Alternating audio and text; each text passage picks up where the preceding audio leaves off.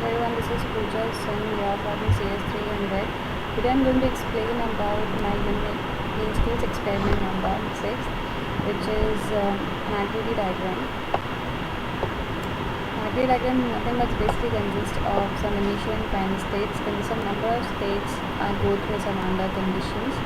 We can use the initial stage under the ID verification. I'm doing it for an airport check-in and security system.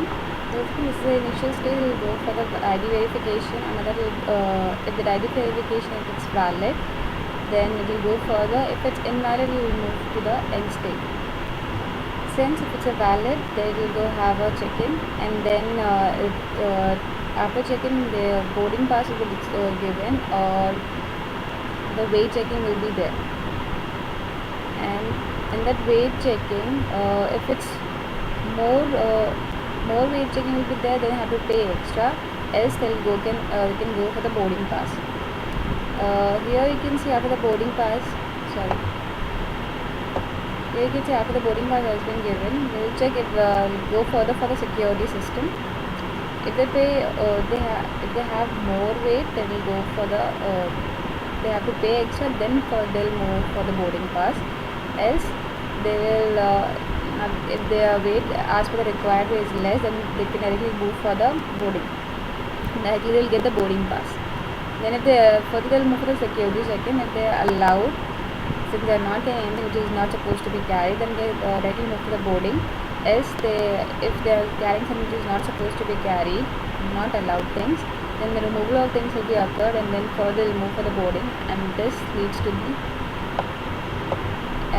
end of this entire system. It leads to the final state.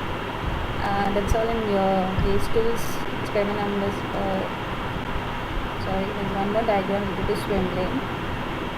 So as you can see, swim lane is dividing all those things and all the main objects of this.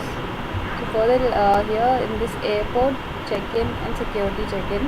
So airport will have the ID verification, and then if it's valid, it will move here for the check-in. And then if the check-in contains the weight checking and the boarding pass, if the weight checking is less, then it will move for get the boarding pass of more. Again they have to pay extra, and then they will move. And here you can see, okay,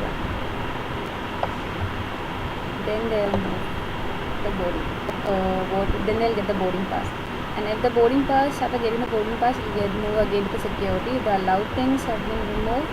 Allowed when they are not carrying something which is not supposed to be carried, and they can further move for the boarding. If there's something which is carrying which is not supposed to be carried, then they'll removal of all those things, and then they'll move for the boarding. And after the boarding, they'll come to a final state, the end of the entire system.